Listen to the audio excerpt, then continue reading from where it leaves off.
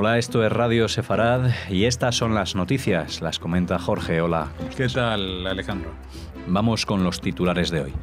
Abbas acuerda reunirse con Netanyahu sin condiciones, tal como anunciará Trump la semana próxima. Después de cerrar la radio y televisión nacionales, el Parlamento israelí vota que la nueva corporación no tenga división de noticias. La FIFA decide retrasar en Bahrein la decisión respecto a los equipos judíos de los territorios en disputa. La secta ultraortodoxa y antisionista apodada Talibanes Judíos es acusada de sionismo en Guatemala. Tras estas noticias regresaremos con la agenda cultural. Ahora hablamos del presidente de la Autoridad Palestina, Mahmoud Abbas, quien ha acordado reunirse con el primer ministro, Benjamin Netanyahu, bajo los auspicios del presidente norteamericano Donald Trump, en un intento por reactivar las conversaciones durante la visita que el mandatario estadounidense hará a Israel a fines de este mes. Se espera que Trump anuncie una cumbre trilateral con Abbas y Netanyahu de aquí a 9 meses a un año durante su visita a Israel y a la Autoridad Palestina el 22 y 23 de mayo. Al parecer, Abbas está dispuesto a reanudar inmediatamente las negociaciones sin condiciones previas. El rey saudita Salmán invitó a Abbas a una cumbre de jefes de Estado musulmanes en Arabia Saudita a fines de este mes, en la que participará Trump antes de arribar a Israel.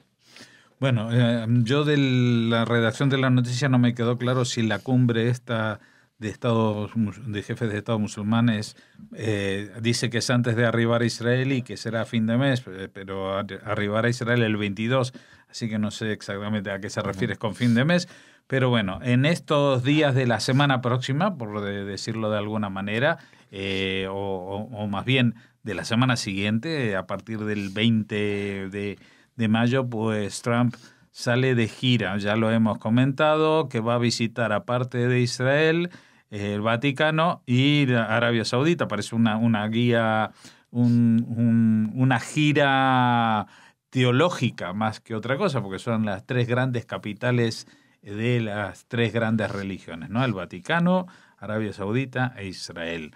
Pero con respecto a Israel hay más expectativas porque ahora la cosa parece que va muy enfilada, muy encaminada a que se va a anunciar, no solamente que Abbas dice y Netanyahu dice, sino que ya Mahmoud Abbas confirma que ha acordado reunirse con Netanyahu y con Trump en una cumbre trilateral y que va a tener lugar dentro de poco, con lo cual, si calculamos que estamos a mayo, estas cosas necesitan tiempo más o menos para organizar la logística. Yo calculo que para febrero, marzo del 2018 tendremos una cumbre de negociaciones de paz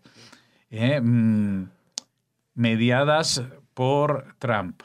Me imagino que allí también tendrá algún micrófono puesto Vladimir Putin para que el propio Trump se encargará también de darle un papel en este tipo de negociaciones.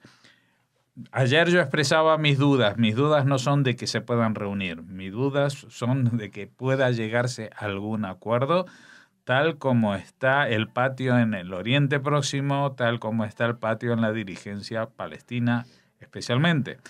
Eso sin hablar de los conflictos internos que puede tener Israel para asumir ciertas concesiones, a menos que realmente de lo que se hable sea de un tratado que vaya más allá de lo meramente estético y realmente signifique un compromiso importante y que sea avalado por ejemplo, por las fuerzas de seguridad americanas respecto a la seguridad de Israel, etcétera, etcétera. Bueno, por eso es el cuento de la lechera, es caminar muy por delante. Lo único que tenemos ahora son buenas intenciones.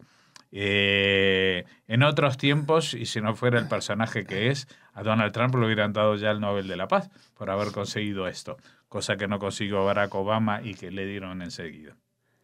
El Parlamento israelí votó eliminar la división de noticias de la nueva emisora pública y establecer un departamento de noticias independiente en su lugar, poniendo fin a una saga de 1 año de duración alrededor del desmantelamiento de la Autoridad de Radiodifusión de Israel y a 81 años de transmisión.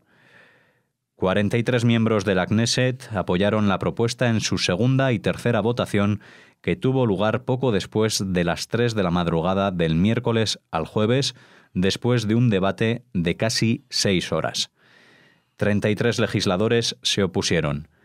La votación se produjo horas después de que la legendaria Radio Israel emitiera su último programa después de 81 años y un día después de que la emisión del programa de Canal 1, Mabat, de noticias nocturnas, fuera cerrado por el gobierno después de medio siglo con solo 2 horas de aviso.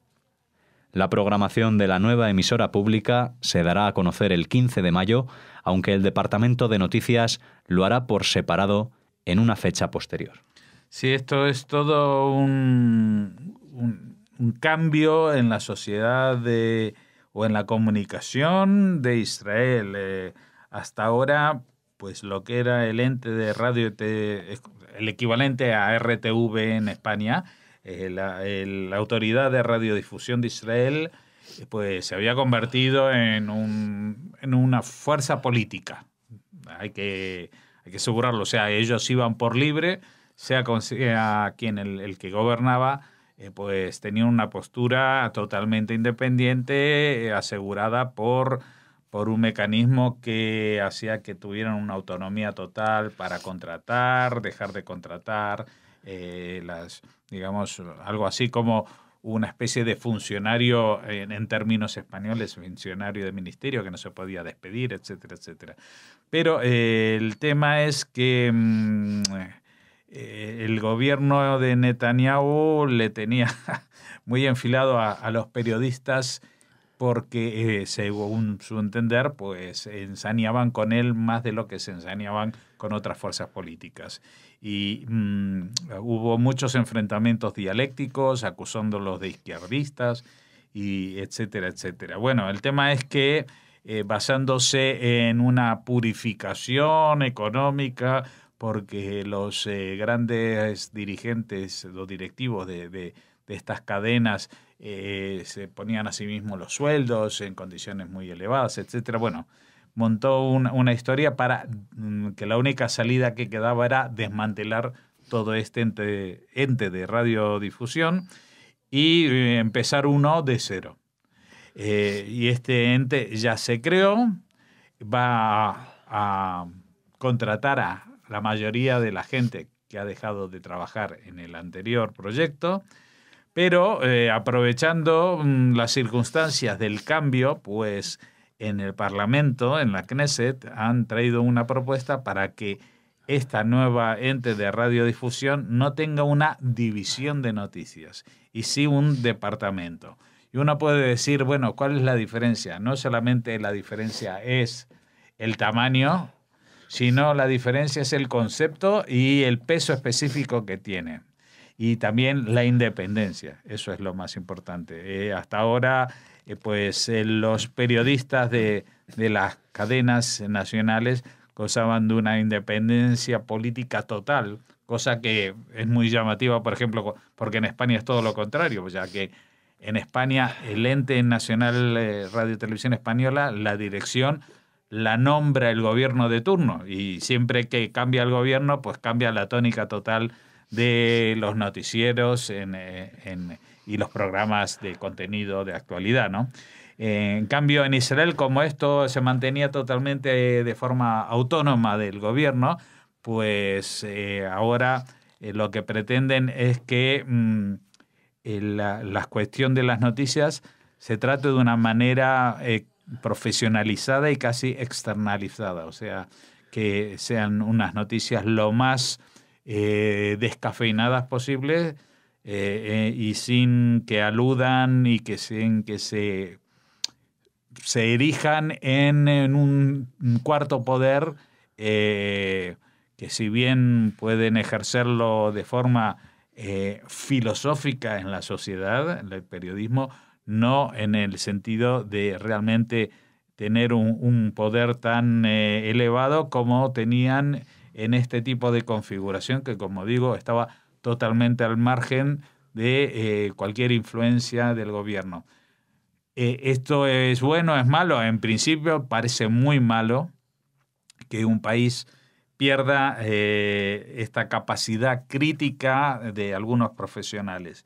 Pero también hay que vivir la situación y la realidad distinta de un país con estas condiciones para ver en qué consiste y hasta dónde llegaba ese grado de autonomía.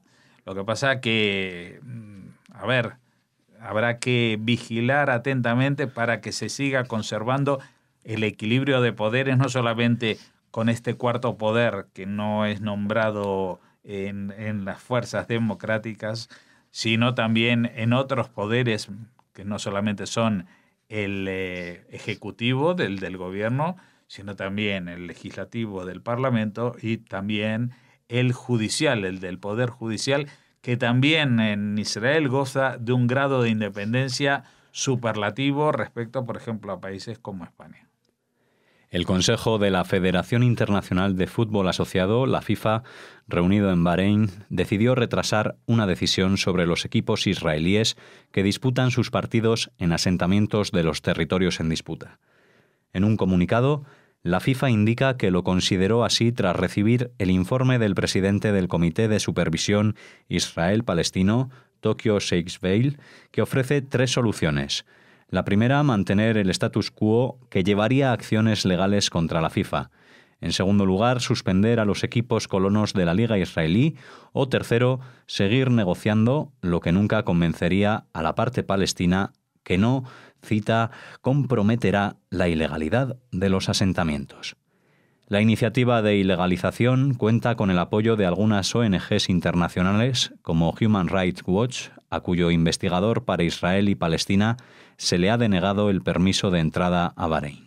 Sí, la verdad que llama mucho la atención porque se ha reunido la FIFA en Bahrein y una de las iniciativas de condena a Israel venía apoyada por esta ONG y al representante no lo dejaron entrar en Bahrein. Es un estadounidense, pero de origen árabe, con un nivel muy crítico hacia Israel. Es el que todo el tiempo trata de impulsar no solamente una condena o una sanción a Israel, sino la expulsión de Israel de la FIFA. Eso es lo que pretende, ¿no?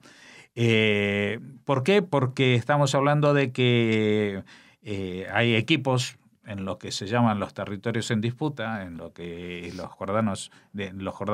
palestinos llaman Cisjordania, en lo que los judíos llaman Judea y Samaria. Pues hay equipos de fútbol de las ciudades, a veces son de asentamientos pequeños, pero a veces son de ciudades como Ma'ale Adumim, que es una ciudad enorme. Bueno, pues dicen que estos equipos no son totalmente ilegales porque están en territorios palestinos ocupados. Bueno, el tema es que no están en territorios palestinos ocupados, sino que están en territorios en disputa. Y esta es una larga polémica que existe en muchos foros internacionales, pero nadie ha proclamado que esos territorios pertenezcan a Palestina. No pertenecen a Palestina, primero porque Palestina no existe como Estado y segundo porque nadie ha firmado un acuerdo de tal calibre que califique estos territorios. Con lo cual se condena a los equipos de esa zona, pero no a todos los equipos de esa zona, porque en esa zona también están los equipos que juegan en la Liga Palestina, como Ramallah, etcétera, etcétera. Con lo cual es una condena solamente a los equipos judíos de una determinada zona de Israel. Es una situación compleja para la FIFA porque tampoco se puede enfrentar a los organismos internacionales. Como dice él, hay 3 opciones, ¿no? Si mantienen el status quo, habría acciones legales contra la FIFA, habría boicot a la FIFA y problemas. Si se suspenden los equipos colonos, estarían los árabes encantados, pero Israel no tanto, ¿no? Y la tercera opción es la de seguir negociando, que es lo que se niegan en redondo los palestinos, que lo que quieren es que en en este organismo internacional se condena a Israel. ¿Les importa un pito el fútbol? ¿Les importa un pito que los equipos de Ramallah jueguen o no jueguen contra el equipo de Kiryat Arba? Lo que quieren es utilizar absolutamente todos los escenarios y pantallas del mundo para que se siga hablando de su problema como el centro del universo, cuando ya ha dejado de serlo, porque entre otras cosas el mundo árabe se ha dado cuenta de que sus problemas son muy superiores a los que tienen los palestinos en comparación a, por ejemplo, a los que sufren la gente que están en Siria o en Irak o en Yemen, etcétera, etcétera. Grupos pro-palestinos en Guatemala calificaron a la secta ultraortodoxa antisionista Lev Tahor como sionista colonialista. El polémico grupo ultraortodoxo, conocido como la secta talibana judía, por el uso femenino de burkas negras, que actualmente reside en Guatemala, se ofendió mucho al ser calificada de sionista. La organización Estudiantes por la Justicia para Palestina publicó una declaración en la que insiste en que el grupo es sionista, ya que, según dicen, toda obra antisionista también debe ser anticolonial, y que la comunidad de Lev Tahor no puede ser antisionista debido a su presencia amenazadora y su falta de respeto hacia los pueblos indígenas. La secta Lev Tahor fue fundada por un israelí, Shlomo Helbrans, en la década de 1980 y es en realidad ferozmente antisionista, rechaza el Estado de Israel y predica que la tierra prometida judía solo puede ser establecida por Dios, no por los hombres. El grupo evita la tecnología y sus miembros femeninos usan túnicas negras de la cabeza a los pies, dejando solo sus rostros expuestos. Se estima que está formada por 500 miembros, muchos de ellos niños. La secta fue acusada por las autoridades canadienses de abuso y abandono infantil. Sí, primero quiero hacer una aclaración. El hecho de que un judío funda una secta no convierte a esa secta en una secta judía. Es verdad que ellos tienen toda una parafernalia en torno a una interpretación muy particular de la ortodoxia judía que no comparten ni siquiera los grupos ultraortodoxos más antisionistas y más ortodoxos de todo el panorama mundial, como los Neturei Karta. No, ellos viven en una realidad totalmente artificial que ha fundado este israelí, Shlomo Helbrans, y que lo ha fundado de tal manera, y su base antisionista, más que nada, es porque, entre otras cosas, tiene problemas con la justicia israelí. O sea, por eso también, a pesar de que él es israelí, es tan anti-israelí en su fundamento. Pero esto quiero aclararlo porque Lev Tahor es una cosa terrible y que desde el punto de vista mío personal simplemente me repugna. No creo que haya ningún rincón, ninguna palabra, ninguna sílaba en toda la Torá que justifique el que las mujeres vayan vestidas con burkas negras, con una separación entre los sexos realmente escandalosa. Aparte hemos visto en algún documental justamente de la televisión española que se han trasladado a Guatemala para convivir unos días con esta gente, que las prácticas que tienen no se parecen en nada a nada de la ortodoxia judía en ningún sentido. No solamente en esto de la exageración, en la separación, sino que incluso, por ejemplo, son gente conversos, pero conversos por una metodología de conversión que no está reconocida. O sea, viene un judío que se monta un chiringuito y entonces se empieza a convertir a una supuesta secta en judíos y les cuenta milongas y mentiras e hipocresías respecto a lo que es el judaísmo y cómo deben entenderlo.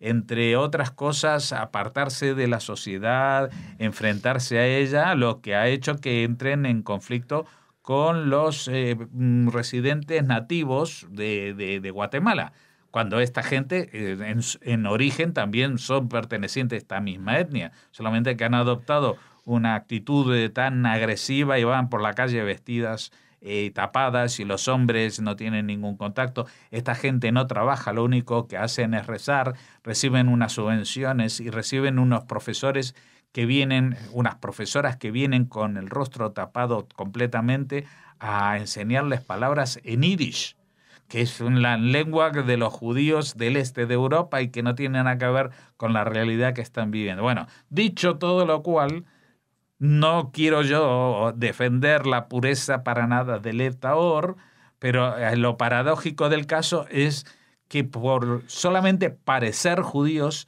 han sido condenados, incluso aunque ellos se declaran antisionistas acérrimos. Y lo hacen porque la lógica de estos grupos de estudiantes por la justicia para Palestina, la lógica es tan perversa que dicen así, la obra antisionista también debe ser anticolonial. Y entonces, como los de Lev Tahor amenazan y faltan el respeto a los pueblos indígenas, eso los convierte en sionistas. Como se separan de sus semejantes, eso lo convierte en una mala persona. Y si son malas personas, esto quiere decir que son malas personas, judíos igual a sionistas. La ecuación es tan perversa, tan antisemita, de tufo racista, que realmente no soporta el más mínimo análisis. Pero también nos confirma en una definición del antisemitismo que a quienes la leen por primera vez igual los desconcierta, porque el antisemitismo no es solamente el odio a los judíos. El antisemitismo también es el odio a los que parecen judíos. Este es el caso, porque esta gente no son judíos, no han pasado por una conversión realmente judía, lo que están haciendo no tiene nada que ver con el judaísmo, pero como ellos aparentan ser judíos, pues son objeto de antisemitismo y de persecución, digan lo que digan, hagan lo que hagan e incluso tengan el aspecto racial, étnico que tengan, porque son exactamente iguales que los otros habitantes de Guatemala. Bien, pues terminamos aquí las noticias, Jorge. Regresaremos ya la semana que viene y despedirnos de los oyentes. Que pasen un buen Shabbat Shalom. Shabbat Shalom. Hacemos una pausa y regresamos con la agenda cultural.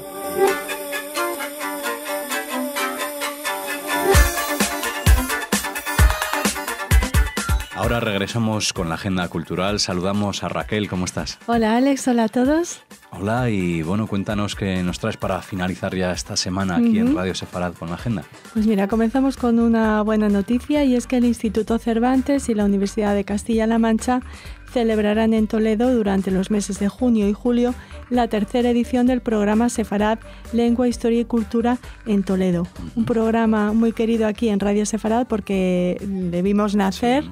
Hemos entrevistado a sus responsables durante las 2 ediciones anteriores y en este caso celebramos que se vaya a llevar a cabo una tercera, dado sobre todo el éxito de las 2 anteriores. El programa académico, diseñado bajo la dirección conjunta tanto del Instituto Cervantes como de la Universidad de Castilla-La Mancha, contempla la impartición en horario de mañana de 2 cursos independientes. Por un lado está Toledo y Sefarad, periodo clave de la historia de España, y por otro, después de Sefarad, 5 siglos construyendo la identidad sefardí. Así lo han informado la Escuela de Traductores de la Universidad de Castilla-La Mancha, que está en el centro de la organización de este programa. Además, la oferta cultural incluye visitas por las tardes a monumentos o escenarios de la ciudad de interés para la temática abordada. Gloria, su responsable, nos contaba que también las terrazas, la típica terraza española, hace mucho nota, ¿no?, para que los participantes en este encuentro, bueno, pues vivan esa inmersión en el idioma español, en la cultura de los hispano-judíos y en Toledo, ¿no?, en este escenario que no podía ser mejor para este encuentro. El programa se complementa extracurricularmente con talleres de conversación ofertados por la tarde y con excursiones fuera de Toledo los sábados. Y haciendo así un rápido recorrido, les recordamos a nuestros oyentes que la primera edición fue cursada por 33 estudiantes, la segunda completó la matrícula con 60 inscritos y ambas recibieron excelentes resultados en sus evaluaciones. Así que estamos convencidos de que la tercera edición de Sefarad, Lengua, Historia y Cultura en Toledo será de nuevo un éxito. Pues seguro que sí, seguro que aumenta el número de alumnos también, así que bienvenidas a tercera edición. De la que hablaremos con Gloria Jordán. Muy bien, Jordán. Pues cuéntanos qué más tenemos para Pues hoy. mira, tenemos la presentación de un libro, Bonastruc el Jueu, en la comunidad israelita de Barcelona. El escritor gerundense Miquel Fañanàs vuelve a la Girona medieval con este libro, Bonastruc el Jueu, que publica Columna, una novela histórica o una biografía novelada sobre uno de nuestros grandes sabios, el sabio judío Moshe ben Nachman, conocido también como Nachmanides, y los cristianos le llamaban Bonastruc Saporta. Presentará el acto Luis Bassat y estará presente el autor, por supuesto. Será el martes 16 de mayo a las 7 de la tarde en la sede de la Comunidad Israelita de Barcelona y hay que confirmar asistencia. Así que nuestros oyentes se tienen que dirigir a la CIF para poder asistir a esta presentación. Intentaremos, como siempre, hablar con el autor de este Bonastruc, el Jueu, que tiene una pinta excelente. Bueno, pues más bien avalado sí, por Luis Bassat, o sea que... Perfecto, ese anfitrión. Pues nada, cita en Barcelona en esta ocasión para el próximo martes, hemos dicho día 16. El martes 16. Y antes de despedirnos, hoy no hay recomendación literaria, pero sí musical, porque el día 18... Liliana Benveniste estará en Ceuta ofreciendo un concierto de música sefardí. Brindará este concierto en el Palacio Autonómico de Ceuta. Está organizado por la Fundación Premio Convergencia y será, como les decimos, el 18 de mayo a las 8 de la tarde. Además, se ofrecerá una panorámica sobre la difusión del libro, la lectura y la escritura de textos de los sefardíes. Y lo hará Viviana Benveniste junto a la también muy amiga de Radio Sefarad, Esther Ben-Dan. Hablarán de esta panorámica, de este recorrido entre los siglos XVIII y el siglo XX. Muy bien, pues con esa recomendación literaria terminamos musical, aquí. Literaria musical. Ya estoy con el fin de semana y me voy a...